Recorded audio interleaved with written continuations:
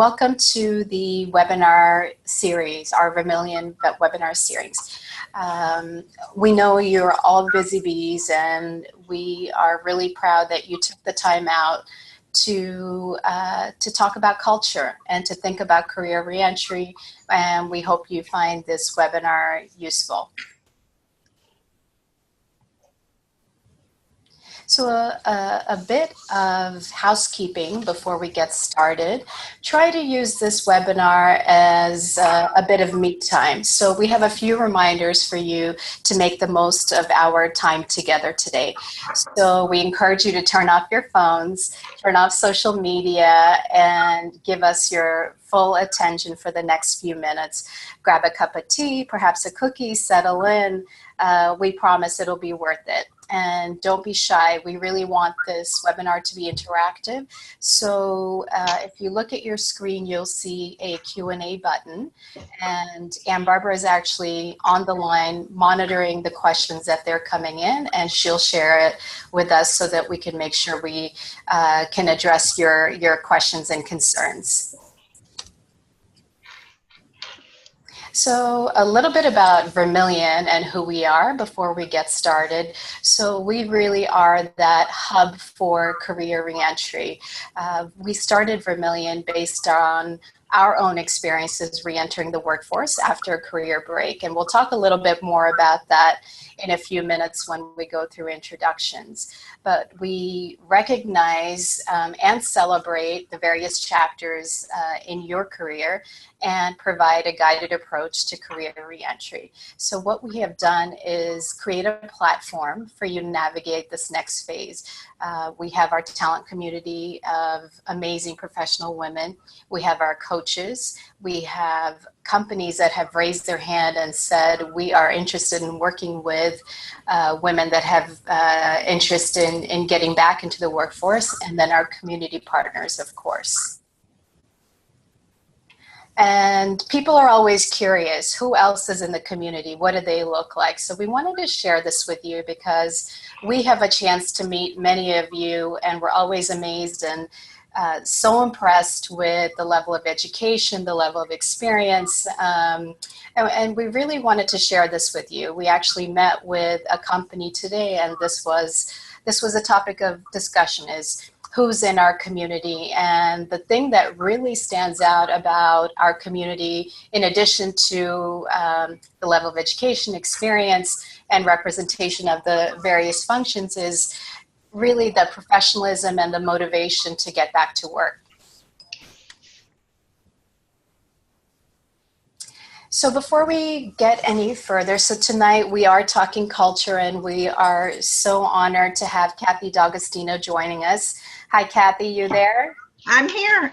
Hi, Andre. welcome. Hi, welcome. Welcome, welcome. So before we get started, I wanted to give you a little bit of background about myself, about Ann Barbara, and also about Kathy before we go any further. So I mentioned this a bit in the beginning. I took some time off from my career when I had my two boys. So my background is in management consulting. I had kind of that go career, and when I had my children, I decided to take some time off and focus on my family. When my youngest was in kindergarten, I actually headed back to work and found that there was this amazing community of women that were looking for an opportunity to get back in as well. And that's what led me to Vermilion.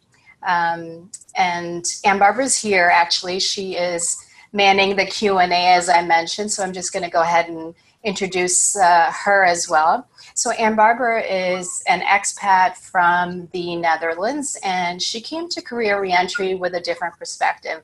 As she was transitioning out of, actually into the United States and into a new career, she also found herself looking for opportunities for reentry, for building a network, for getting back in, if you will. So she brings a unique perspective, and together we have co-founded Vermilion. Now a bit about Kathy. Kathy wears a few different hats, and I'm just going to read this, Kathy, because I don't want to miss anything. Kathy is the founder of Win It Business Coaching, where she coaches and consults with executives and business leaders, enabling them to define and design the ideal culture for their employees and their customers. Kathy is a perfect person to have this discussion about culture with. She deals with companies and business owners on a regular basis, and we're so excited to get her perspective tonight. In addition to Win It Business Coaching, Kathy is also the director of the Vermilion Coaching Network, which is essentially a network of vetted resource providers that Kathy manages. So we'll talk a little bit more about that towards the end. So before we get started, we would love to hear from you. Like I said, we want to keep this interactive, so we'd love to just get a sense of who's out there, and you should see, here we go. So the poll just popped up. What best describes you? Have you been out of the paid workforce and are exploring coming back? Are you actively seeking employment, or are you currently working but looking for a change? So we'll give you a couple of, I wouldn't say minutes, but a few moments to respond, and then we'll share the results. But Kathy, while we're waiting for these results to come in, it would be great to hear your story. I know you come from a corporate background, a corporate sales background actually, and now are an entrepreneur, a business coach, and the director of Vermilion Coaching Network as well. What led you to make this transition, and what role did culture have to play with it? So hi, Anju, and welcome everybody on the webinar this evening. So I'll give you a brief background just real quickly. I also was a stay-at-home mom and took a career break. When my children were young, I didn't go back until they were in middle school. I remember my son saying, you should have just gone back when I was a baby. I wouldn't know the difference, but kids don't like change. But at any rate, I did eventually go back to corporate. I spent 20 years in a corporate background. And as my children got older and became adults, I really wanted to think of something different. I was getting a little burnt out and wasn't feeling engaged anymore. I was always the first one to work and the last one out.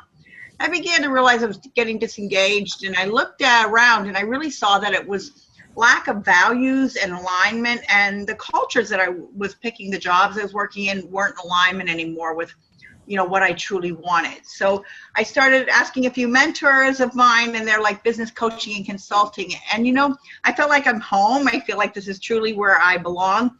And I love helping companies really be the workplace that people look forward to coming to work.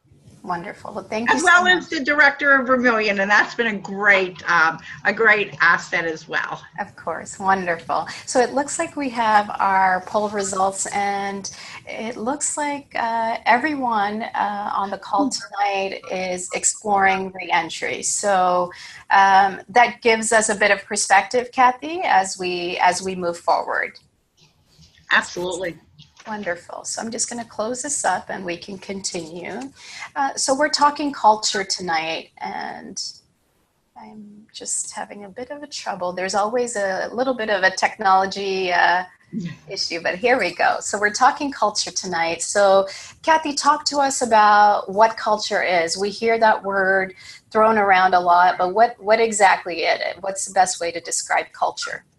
Well, it's a word that people seem to think is intangible, but we can really bring it home and make it a little bit more tangible. So as the definition reads here, it says culture is just a way, we talk, the way we act, the way we interact.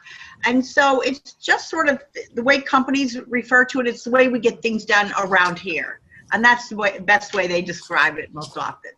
Okay, excellent. So bringing up companies and how they look at culture, could you share a little bit more about their definition of company culture?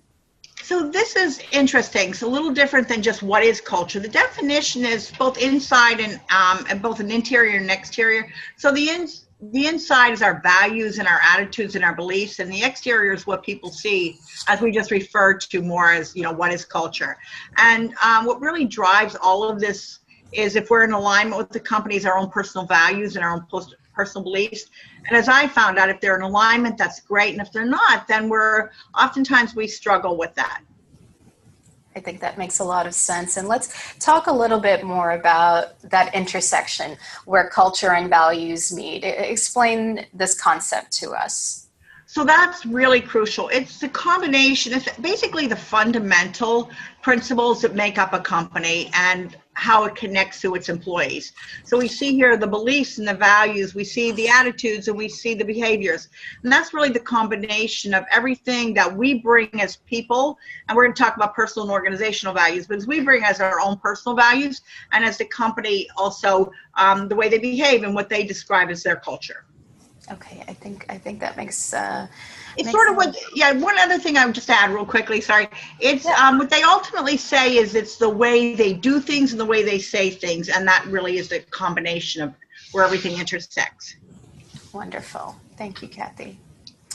So again, culture keeps coming up. We hear it, and we talk about it at Vermilion, of course, as well, as that to think about culture as you're going back to make sure that it's the right cultural fit. So how has this discussion of culture changed over the years, and why do you think it's so important now, today? Gosh, that is really an impactful and an interesting question. It comes up everywhere. We hear it in the news every day. As you said, you speak about it in Vermilion. And so why it's so important today is really basically one of the important things is because technology is just changing the way we do things so quickly. And companies have to really hire the right person, put them in the right seat to be able to be agile and to be able to adapt as technology changes companies.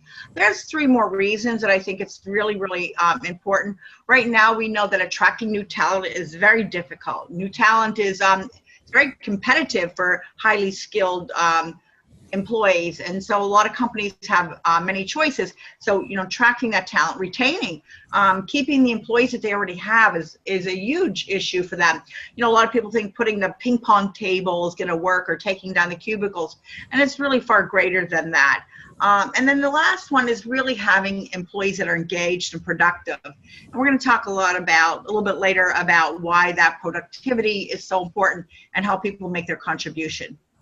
Yeah, I think that those are great points, Kathy. And, it actually brings to mind also the millennial generation. I think many people in our generation, culture was secondary when we looked for our initial jobs or as we progressed in our careers. I think this is,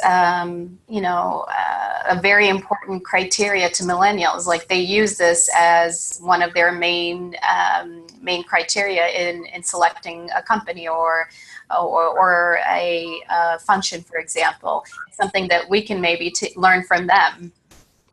Actually, that's one of the really important things. Millennials, they really have even identified their own specific values that they look for in companies. Overall, what's general, but what's really important to them. So you're absolutely spot on with the millennial generation. And I think that's really important. And I think it's changing the way we do a lot of stuff. Wonderful. Excellent. So talking about engagement. So once you actually get to work, we thought this was very interesting when you shared this with us. Do you want to talk to us a little bit about engagement and what that means? Gosh, most people are really shocked when they see this slide, and it shocked me as well, for as much as I study it and know it. So when we think about 10, let's just make the numbers really simple. We think about every 10 employees at a company, or we could go 100 employees, that 30% of them are showing up excited about work, really passionate, and really looking forward to coming to work on Monday morning and every morning, and they're not thinking about when can they leave. And that's really a minimal number when you think about it. Now, over the years, there's ranges by Gallup polls from 28% to 32%. I think right now it's looking around 32%, but on average about 30%. And we're not seeing that change over the last several years for as much as we talk about it. Mm-hmm. So on the other end of the spectrum, if we look at it, it's even more devastating. That leaves 70% of employees not engaged or disengaged. And let's talk about those two categories. Mm-hmm. Here we see 52% not engaged. They're flying under the radar. They're sort of checked out. They're getting some of their job done or some of their work done. They have no energy or passion for it. They're basically sleepwalking through their day. And then our last 18% is even more devastating. And I think we all know this employee. We can recognize the one who's toxic. And that toxic employee is spreading the negativity. They feel very negative. They're unhappy for whatever reason at work. They're kind of miserable. We hear them moaning and whining a lot, and that spreads throughout an organization. Negative energy is contagious, as is positive, but it really does spread. So when we think about that 18% infecting the ones who aren't so engaged, it's an easy number to transition into even, like really, helping them cross over the line and go from not engaged to disengaged. And that's huge. That companies lose productivity, billions of dollars based on this. Yeah, I think we all see this anecdotally. Of 10 people, I think 3 are very passionate about what they do and who they work for and have that alignment. And the rest of the people, what we see, again, anecdotally, I think mirrors this. And as people restart their career and think about going back to work, we are also mentioning this as almost a red flag, if you will, of really that culture needs to be considered and should be given weight as you think about next steps in order to avoid becoming one of these statistics. Andre, just one more note on that one. As we move forward, and especially since 100% of our people really aren't working right now, they're looking, so really speaking to that point, as we saw on the poll a few minutes ago, one of the things that really drives it home is if we can look at ourselves and reflect on the job that we last had, where we worked in a company last, and to say, where did we fit into this pie chart? Were we in the engaged, the 1, the 3 and 10? Or were we part of that 7 and 10 that was disengaged or checked out? You might have left the job for other reasons because you had children, but I wonder if when you left, where you felt, most of the people on the webinar tonight felt where they were. And this pie chart, and I know as I left, I was really pretty much checked out for the last couple of months, and it didn't feel good showing up like that. Yeah, and I think it's good to remember that feeling of engagement and that feeling of not being engaged as you plan your next steps. So that's a really great point. Thanks, Kathy. So let's do another poll, and hopefully we'll have everybody be able to participate. I think there was a bit of a technical difficulty, so hopefully that's been resolved. So let's see. So our next poll is about what type of culture you thrive in. Do you feel that you thrive in a small startup with loosely defined roles where people are self-managed, in a mid-sized company that values teamwork, problem solving in a collaborative workspace, or in a large corporation with a traditional structure, environment, and top-down leadership? Just curious about, if you've given it some thought, what type of culture do you thrive in? I think the poll is going to come up in just a moment.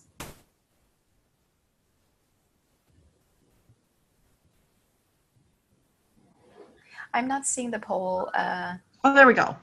Is it coming up? Okay. Yep, there we go.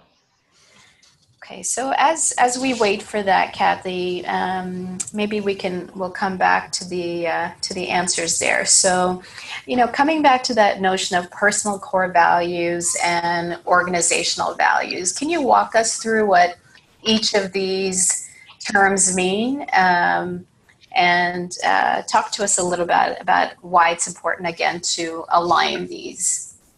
Wow, I love this question. It's my favorite question to answer, actually.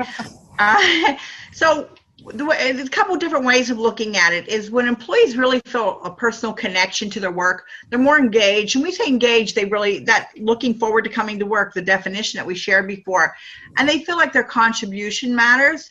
And when we feel like what we're doing matters, we feel like we matter. And I think in life, we all want to really matter. So it's really tied to who we truly are. And if we're aligned with that, that's like so exciting. That's really helps us to be in that 30%. We know that employees stay longer and they're happier and more productive when they're really in alignment with the company and their own personal values. So when we look at the organizational side, we want to look at what's good culture. And good culture is where a company puts employees first. And the way we look at that is when they put employees first, we know that employees then will put the customers first. I think these companies are the ones that really recognize that employees are their greatest asset.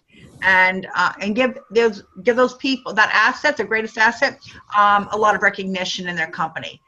I think you had a story about when you worked at a company that we all love that really has great core values. Yeah, no, absolutely. It reminds me of actually the very first company where I worked, which was Southwest Airlines. And this is a company that wears its culture on its sleeve, if you will, where its organizational values and the culture is at the core of the company. And you will find people like me who worked there over 20 years ago that have this very positive association with Southwest. So even though I no longer work there, I have this very positive association about the culture, and people stay at that company, and it's really because of that alignment of personal values and organizational values, because you are who you are when you're at work. There really wasn't a separation of the work personality and the personal personality, if you will. It really was a true alignment. And yeah, and so that's interesting. This is sort of like the yin and yang, and I love that you say that, because we think of Zappos, to deliver a wow experience, and that's something that they're sort of like the father of culture and core values, and Southwest Airlines, and those two, I think, we really conjure up the true belief of what a good culture looks like, and those employees who work there really love what they do. Mm-hmm. Absolutely. So actually, I'm seeing that we're having a little bit of difficulty with our polling, but I'm going to go ahead. I could see it on Ju. It looks like we have 100% of people looking to work in mid-sized companies, because I could actually see it on my screen. If you can. Okay. Yeah. I'm not seeing that, but for some reason. But great. Thank you, Kathy. And we have one more question that we would love to get your perspective on in terms of. Have you defined your own personal values? Personal values, I think if you ask someone, do you know what your values are? Most people will probably say, yes, of course, I know what my values are. But this question is a little bit deeper in terms of, have you sat down and gone through a process to define your personal values? Because in order to align it with corporate values, you should have a clear definition of what your own personal values are. So again, curious to know your perspective here. So Kathy, as we're waiting for the results to come in, can you talk a little bit about why this is important? Oh gosh, I mean, this is really at the heart and the core of everything. We see on the slide there, our values are a roadmap for success, and what that really boils down to is decisions. All decisions that we make really are based on our values. We may not recognize it or realize it. Oftentimes, we're motivated, we think, by other things. But when we're in alignment, our decisions feel like they're the right thing for us. And when we're not, they feel like there's something wrong, or we second guess ourselves a lot. So really, it's all about making decisions, and we can understand our values, as you pointed on Ju. When we really understand what they are and we take the time to really define them and even write them down, we can make far better decisions. And the interesting thing is, this values don't change over time. Situations change. Mm-hmm. I think you referred to that a few minutes ago. So it might look like we have values that change over time. Our true values are really in alignment, and the situations change, but we really do base everything on our values. Yeah, I think that makes a lot of sense. And, there's a lot of different assessments, and as you go through kind of the career planning process, and some of these assessments over time, you do get different results, but your core values, you're saying, are independent. They really don't change over time. You are who you are. Am I hearing that right? Absolutely. They're our DNA. It's, just like if you're born with blue eyes, you're never going to have brown eyes tomorrow. You're not going to wake up with a different color eyes. It's just who we are. It's part of our DNA. And you're absolutely right. Some assessments, because they're contextual, as we change and situations change, we can do different. We're going to talk a little bit later on about the core values assessment that actually has a 97% repeat reliability, because it really does truly innately measure who we are. Okay. Well, I see our value. I see our can you see our little poll here, the results? I'm having trouble seeing it, but okay. Kathy, why don't you go ahead since you can see it? Okay. So we asking, have you defined your core values? So we had just no and I don't know. So we have half saying no, they haven't, and the other half saying I don't know how. Okay, interesting. Okay, great. We're going to talk a little bit more. Just so you know, that's sort of average. That's what I see when we do these polls, about 50-50. Okay, wonderful. So let's talk about cultural fit and how to find the right cultural fit. So it's really about asking questions, really doing that deep dive and your due diligence. So there's 3 different ways that I like to approach it from.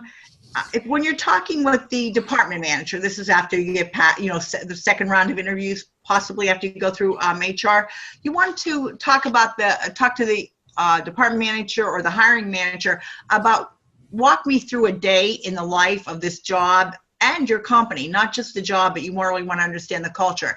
I mean, hopefully that you could actually walk the halls and really see people in action, and so you could observe for yourself. That's one really authentic way and helps validate what you're thinking about the company.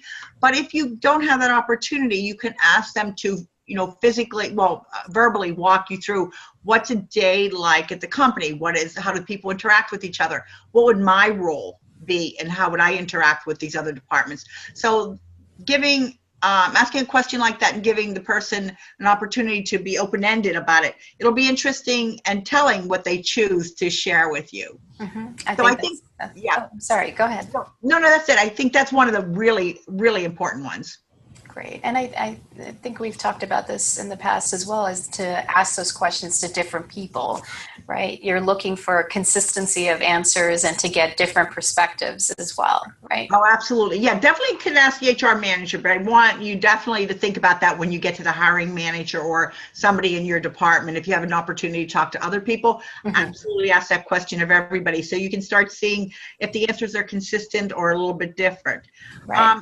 2 other questions that are very telling and I think really helpful, and that's talking about one of the company's core values. Hopefully you were able to find that information. We'll talk about that a little bit more.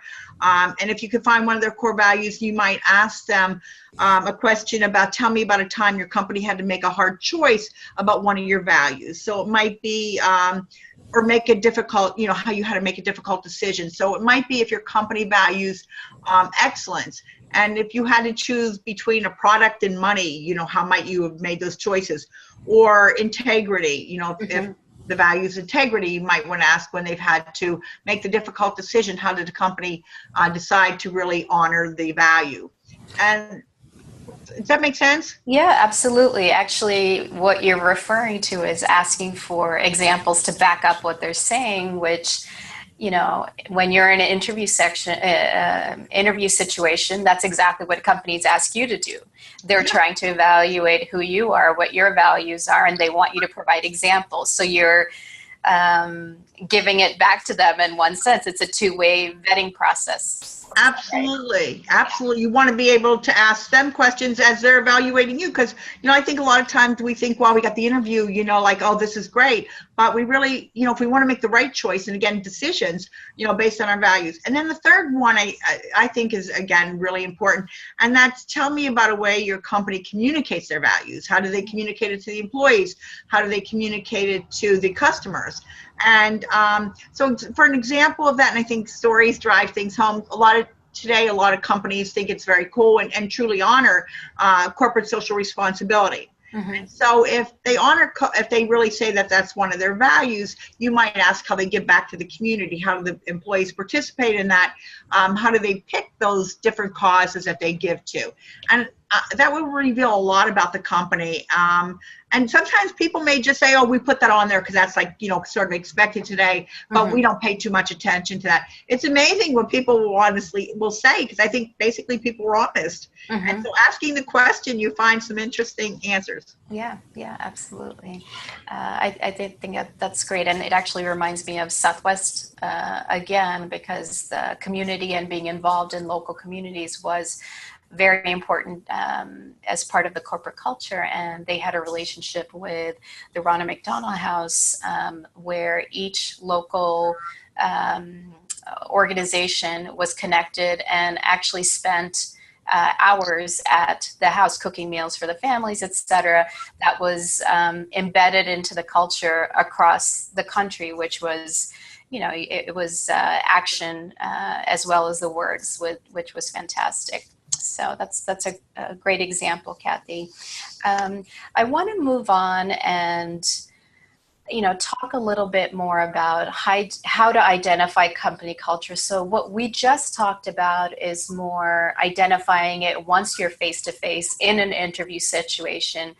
How can you do this vetting, if you will, prior to interviewing? Because part of our process, when we meet with, professionals that are reentering, people, something that we say is have unique clarity not only on what it is that you want to do and what industry you want to be in, but also about what company you want to work for. So how can you vet a company prior to even applying, again, to focus your efforts? This is really crucial. Again, that due diligence, and the onus is on us to really do our homework and find out what's important to us. So first of all, obviously the website. We, everything is about Googling the website. Mm-hmm. So go to the website. Sometimes you have to do a little bit of a deep dive. You want to look under the About Me page, who their team is, our story. So you really want to look for those typical kind of categories that will give you a little more of a deep dive.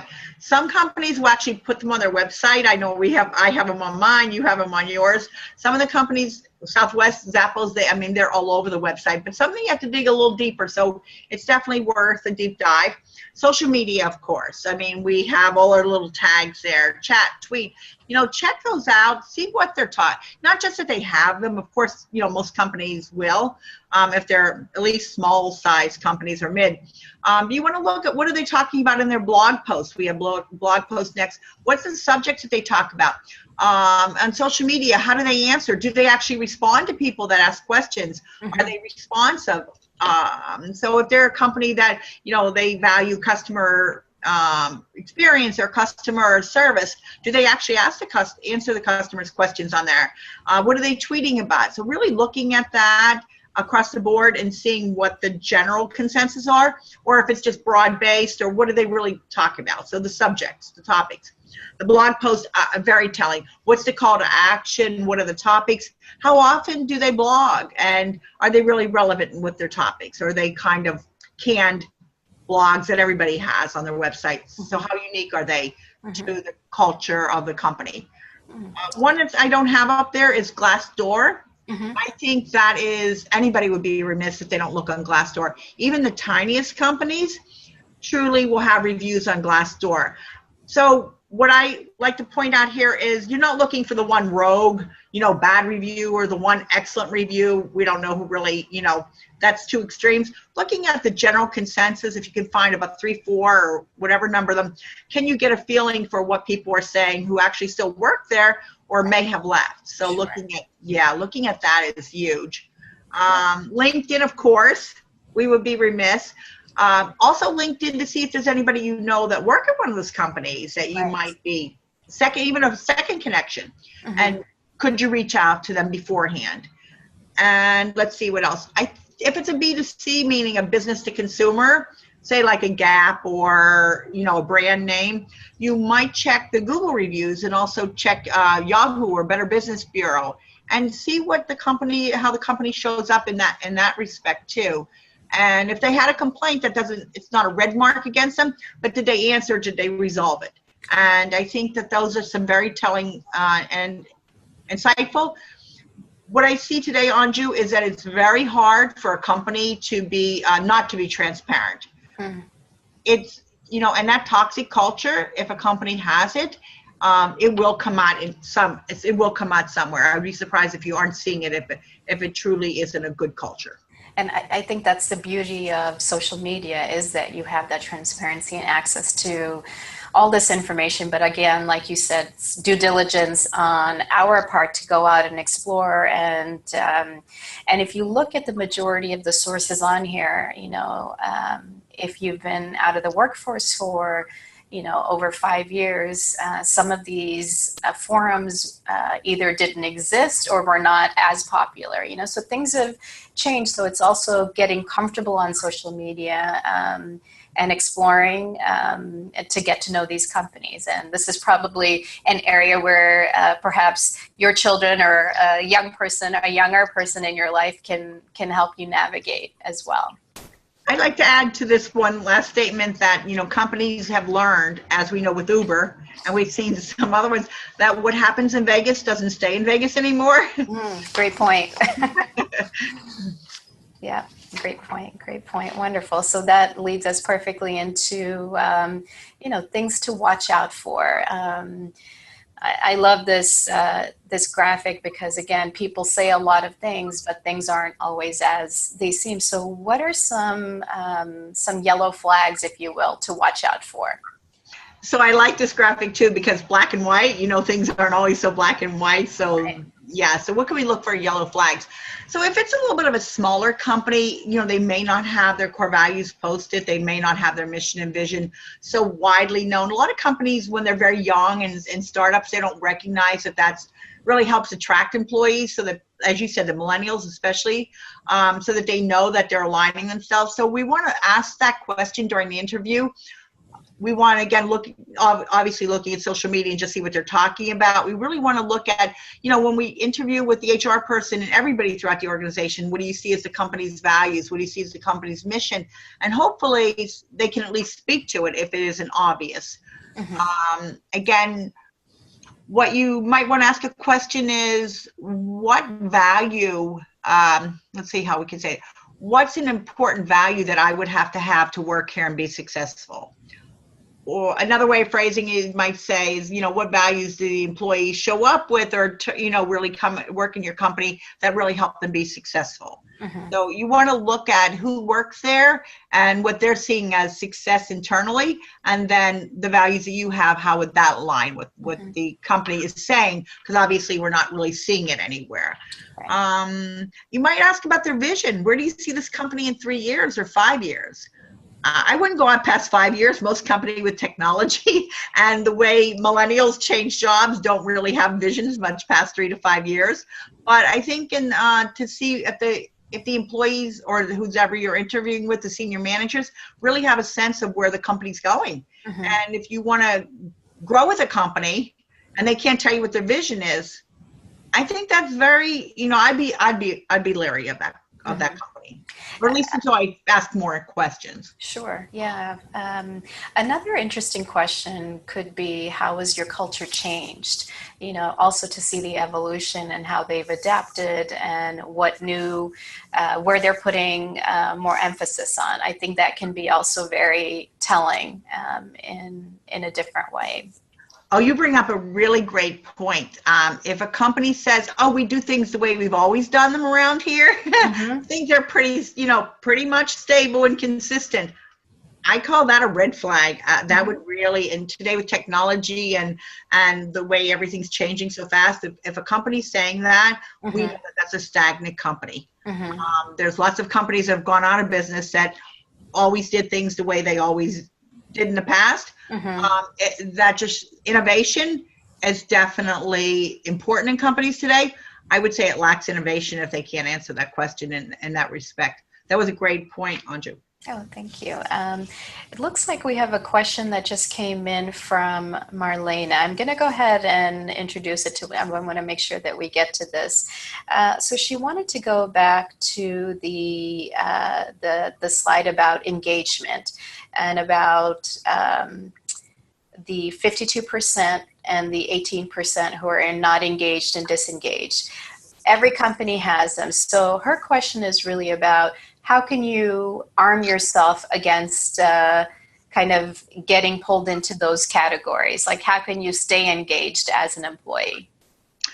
So I guess it would depend if you're not in the company yet. Well, I guess that would be a question if you're working in that company. So right. Yeah, let's frame it. So if you're working in that company already and you're seeing and you're hearing a lot of whining and negativity and people at the water cooler, doing a Monday morning chit-chatting about how they can't wait for Friday, mm-hmm. I would say definitely you have to find that job or find those things about your job that you love and focus on those things, because we know what you focus on is where energy goes. So we want to refocus your energy or keep your energy focused on those things that you love about the company, on the things that you love about your job, about where there's alignment with the company. Mm-hmm.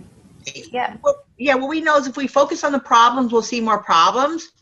If we're always focusing on being part of the solution, we'll focus on how we can change things in our own world, because we can't change other people. We can just change us.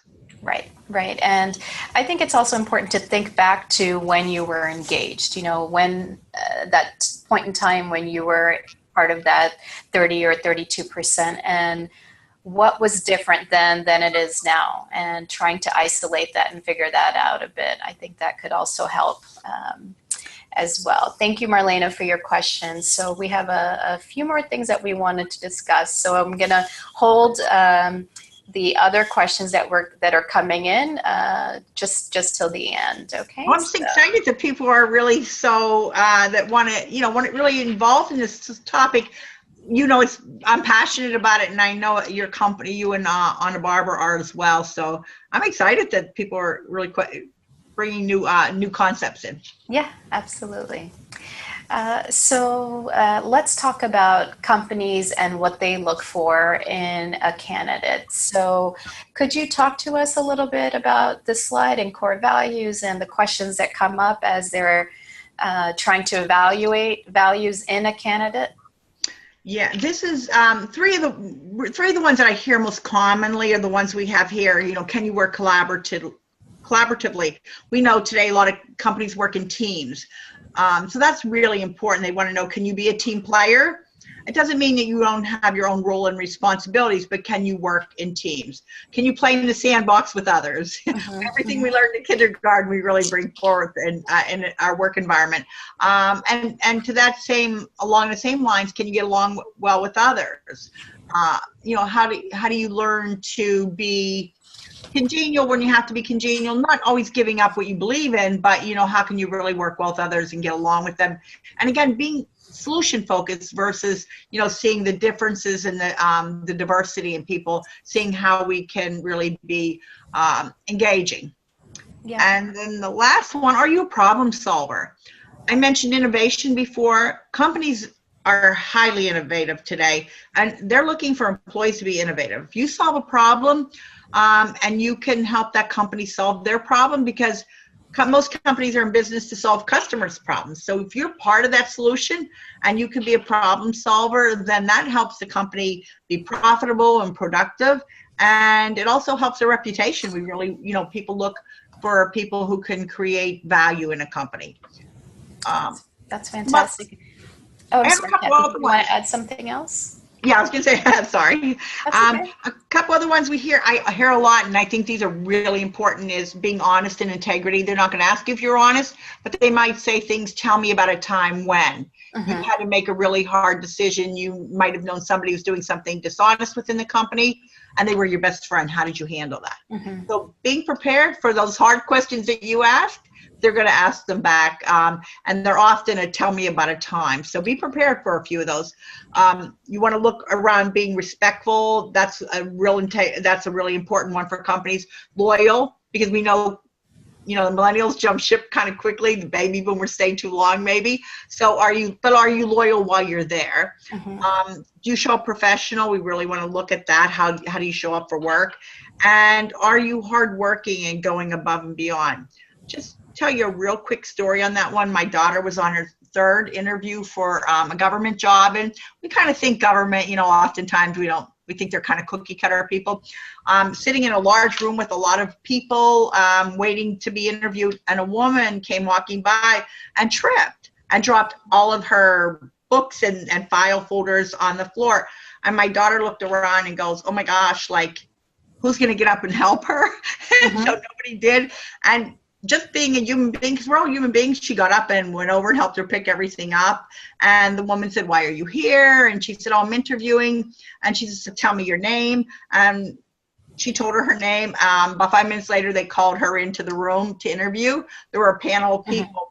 And we can only guess from the story who was on the panel. Yeah. And what she learned, she had the offer letter within days. And she asked, what made the difference. And what they told her was they value people who will do the hard thing when everybody else doesn't, and will stand out from a crowd even when it might not seem, easy to do. And that really, I think that speaks to ethics. We are who we are, and values, we show up who we are. We show up how we are everywhere. Yeah, it's about authenticity. You bring up a great point, and this actually goes back to a conversation we were having with an HR manager at a company based here in Westchester. And one thing that she said, yes, we do ask these type of questions. Give me an example. The behavioral questions, that's part of their process, but in addition to the content, like, you have to be real. That authenticity has to be there. And I think that comes through in your actions as well as how you answer the questions. So I love that story, and congratulations to your daughter. I mean, it was a long time ago, but the story, it's still just, I can feel that story when I share that with people, not because it was my daughter and she did the right thing, but because I think it's an example. You have to earn your right to be in that place. Mm-hmm. But when you can stand out amongst everybody else, we talk about unique selling position, proposition. I mean, those are the things that truly make us stand out, not just the facade of it. Mm-hmm.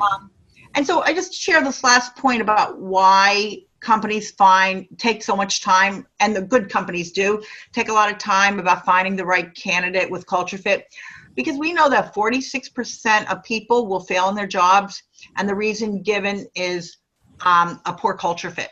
Mm-hmm. Yeah. That's staggering. Yeah. That makes a lot of sense. So, Kathy, I'm doing a quick time check. I think we could continue this conversation on, but I want to make sure that we get to the questions that we've been receiving. So shall I just pop over to our Q&A? And Barbara, thank you for sending these over. So our first question comes in. Okay, this is a very practical question. Comes in from Laura. So Laura is asking, what if I get a sense that a company may not be a good fit, but the benefits and the salary are very attractive? Should I overlook it?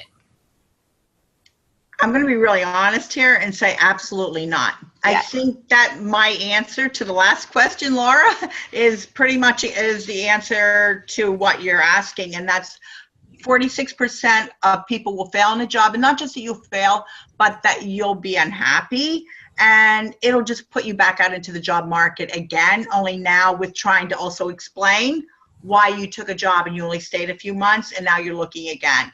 Mm-hmm. So it complicates things. Why not just stick it out and wait for that job? And that you're going to love. And I know sometimes we have to get back to work and we need to make choices, but again, using our values to make a wrong decision, we'll know immediately and be unhappy pretty quickly. Mm-hmm. And we actually hear these stories, again, anecdotally from people in our community. I think especially as you're trying to make that transition and get back in, sometimes there's a tendency to take the very first job that you're offered. And we've had actually people do that. regret that decision because of a cultural fit, and end up either looking for a job or quitting or not getting that satisfaction that they were, and engagement that they were looking for. So that's a great question. Thank you, Laura. So I encourage you to send your questions in, and we'll try to get to as many as we can. And if we don't get to them, we'll make sure to raise them with Kathy and send our responses around following our webinar. So this next question comes from Jen. So Jen is currently interviewing at a small company, and she's saying that she is not getting a really good sense of what their values are or their mission and vision. And I think we talked about this a little bit earlier, Kathy, but can you just give us some tips again on how to unearth this informally, if you will? Yeah, I think a couple of the things that we shared, but again, looking for somebody that you know on LinkedIn. If it's a really tiny company, you might not be able to find anybody on there, so maybe the first or second connection.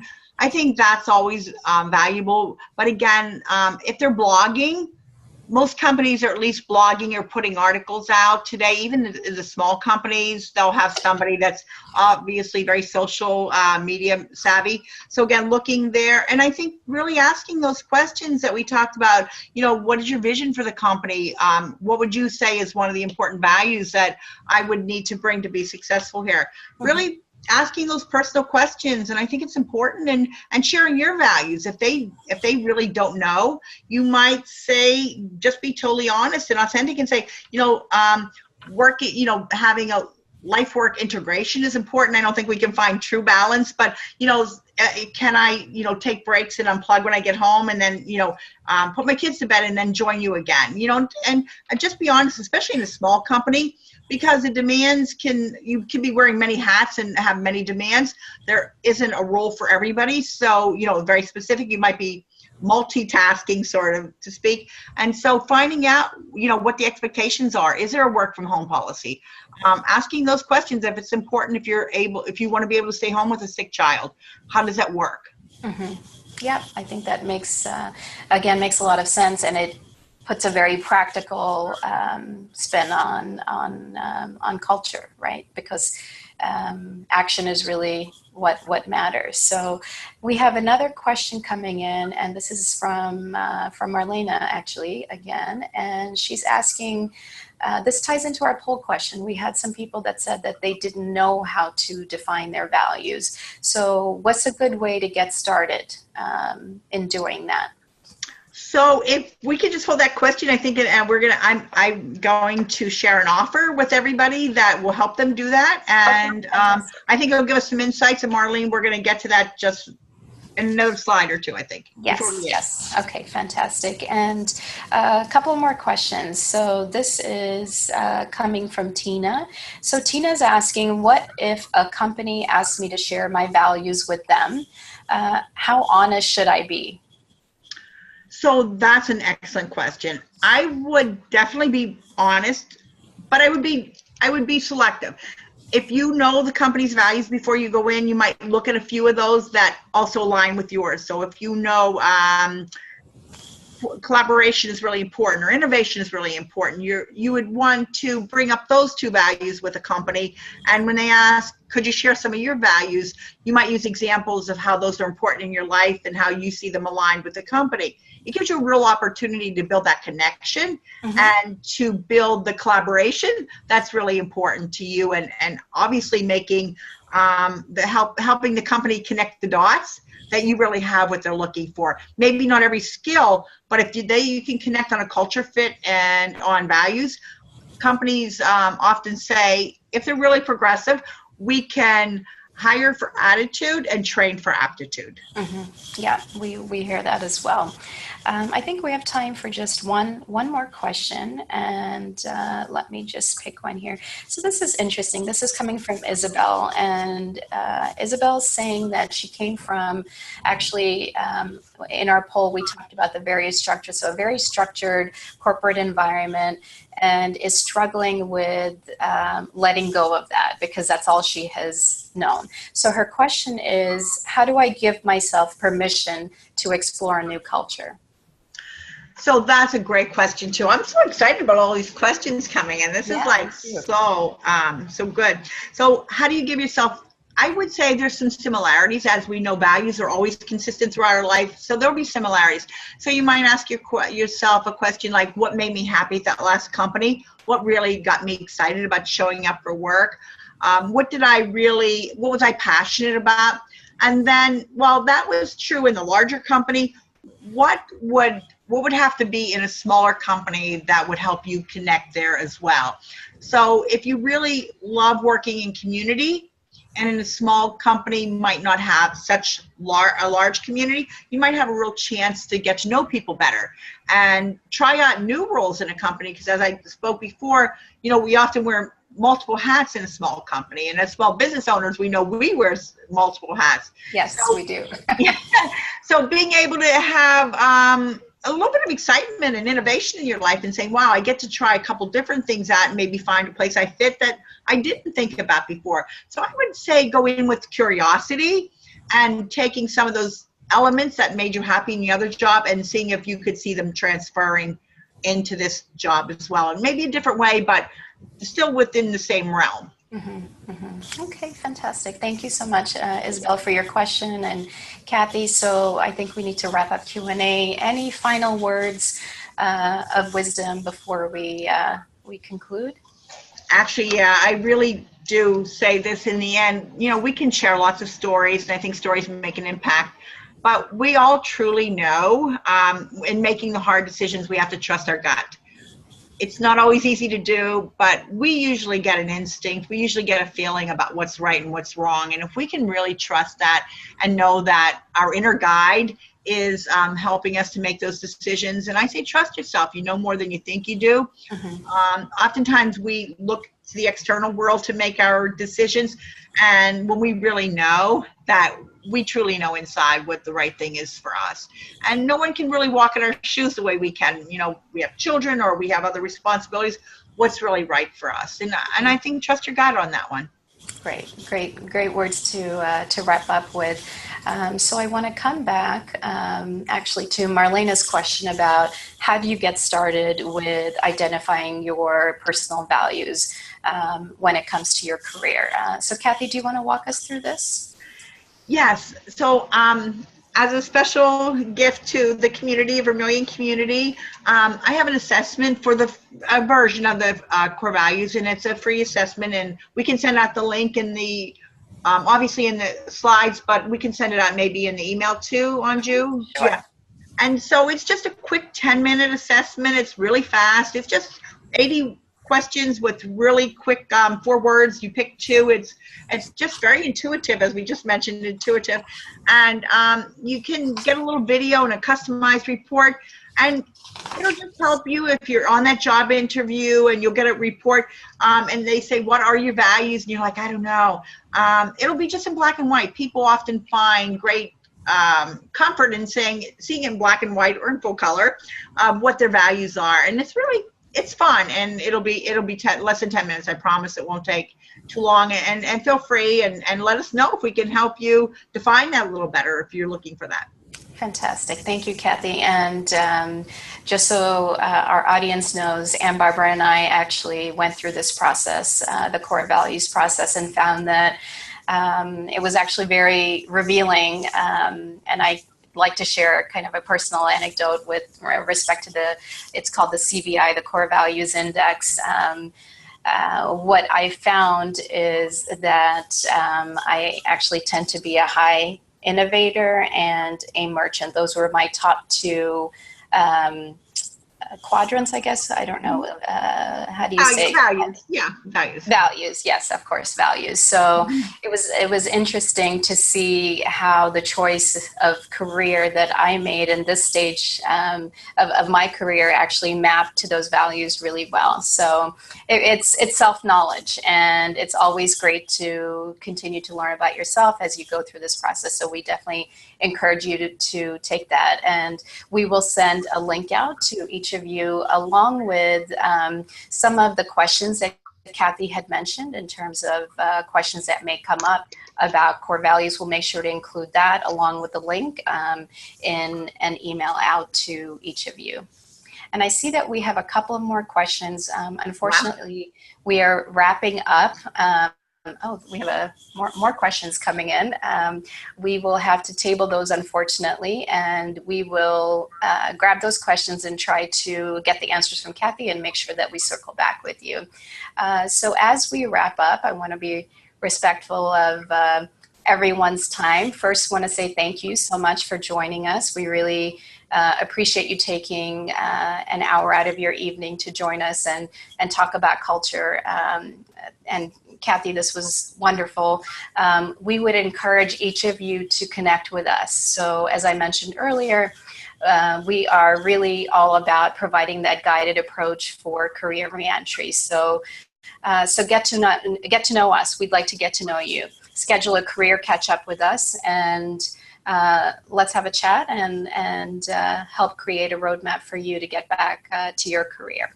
So thank you, and have a wonderful evening. Thank you again, Kathy, for joining us. Well, thank you.